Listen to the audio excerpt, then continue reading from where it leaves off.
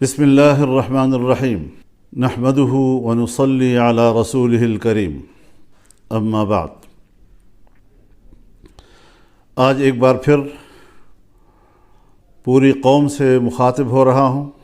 آپ حضرات جانتے ہیں کہ جمعیت علماء اسلام کی مرکزی مجلس عاملہ نے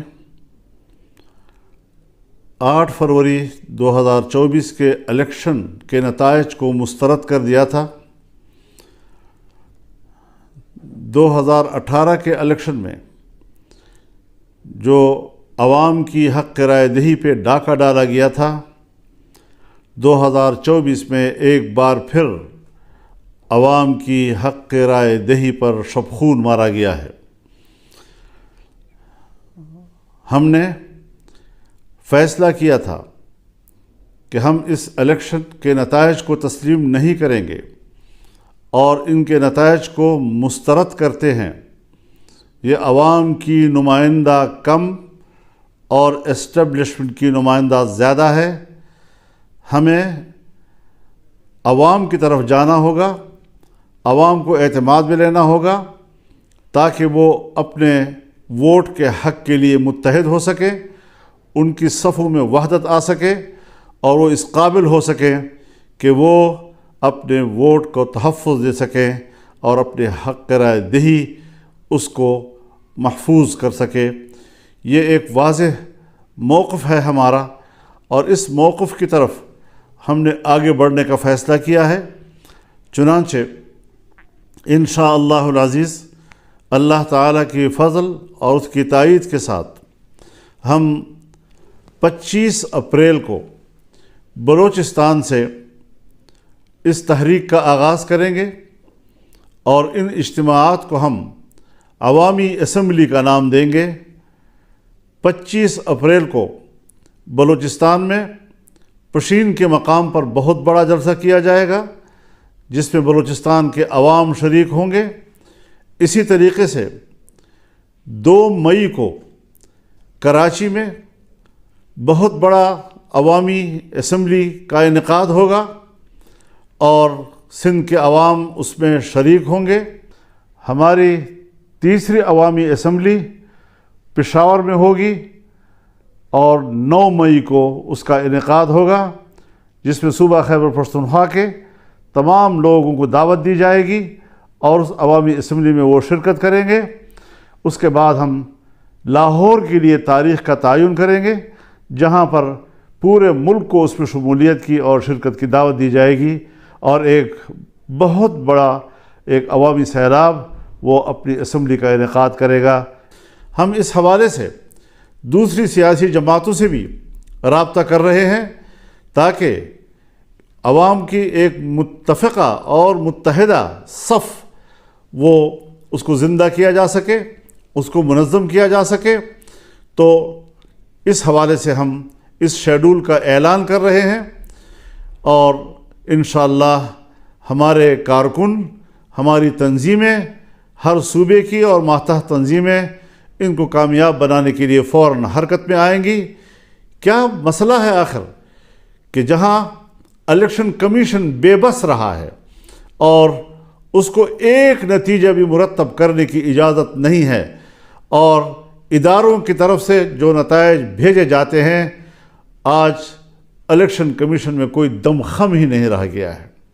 ہماری سول بیوروکریسی اس میں تو جو مداخلت ہو رہی ہے اور جو ان کے آئینی اور قانونی اختیارات ہیں اس میں بھی خفیہ ادارے اور ایجنسیاں مداخلت کر رہی ہیں جس میں احتجاج کرنے کا کوئی دم خم ہی نہیں رہا ہے۔ پہلی مرتبہ آج ہائی کورٹ کے ججز نے یہ آواز بلند کی ہے کہ ہمارے معاملات میں بھی مداخلت کی جا رہی ہے، ہمیں دھونس اور دھمکیوں سے ڈرایا جا رہا ہے اور اس پریشر میں ہم لوگوں کو انصاف نہیں دے سکتے۔ اس حوالے سے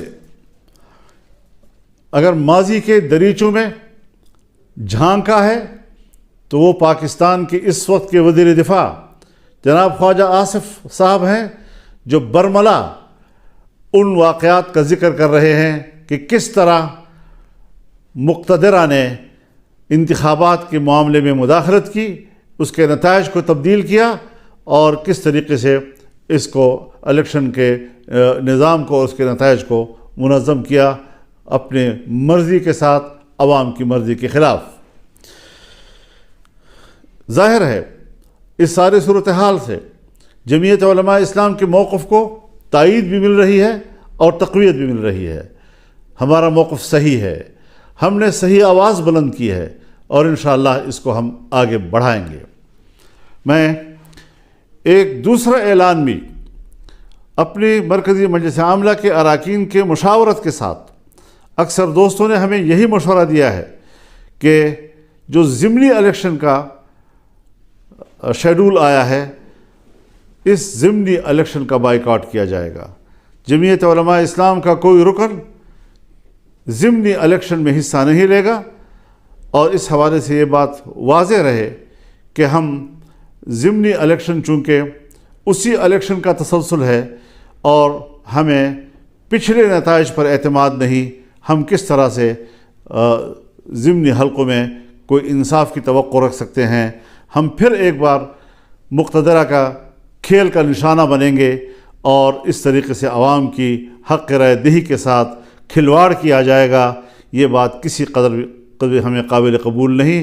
انشاءاللہ العزیز رمضان المبارک کے بعد تحریک چلے گی، فیصلے اب ایوان میں نہیں میدان میں ہوں گے۔ اب مقتدرہ کی اسمبلی نہیں چلے گی، عوامی اسمبلی چلے گی، اور اس حوالے سے بھرپور عوامی جدوجہد کا آغاز کیا جائے گا۔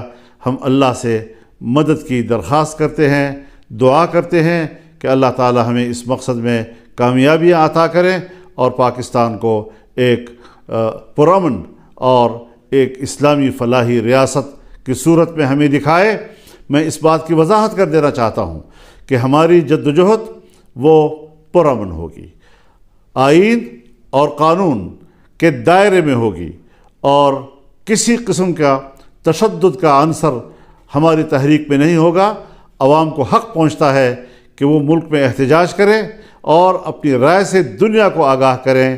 آج عالمی دنیا بھی ہمارے الیکشن پر سوالات اٹھا رہی ہے، ہمارے انتخابات پر وہ اعتماد کا اظہار نہیں کر رہے، کوئی ہچکچا رہے ہیں، کوئی کسی قدر اظہار رائے کر رہے ہیں کہ پاکستان کے اس الیکشن کے نتائج پر اعتماد نہیں کیا جا سکتا۔ اس حوالے سے ہمارا موقف بالکل حقیقت پر مبنی، خود اعتمادی سے بھرپور، اور انشاءاللہ کامیابی کی منزل سے ہمکنار ہونے کے لیے آگے بڑھے گا۔ اللہ تعالی ہمارا حامی و ناصر ہو۔ وآخر دعوانا ان الحمد للہ رب العالمین۔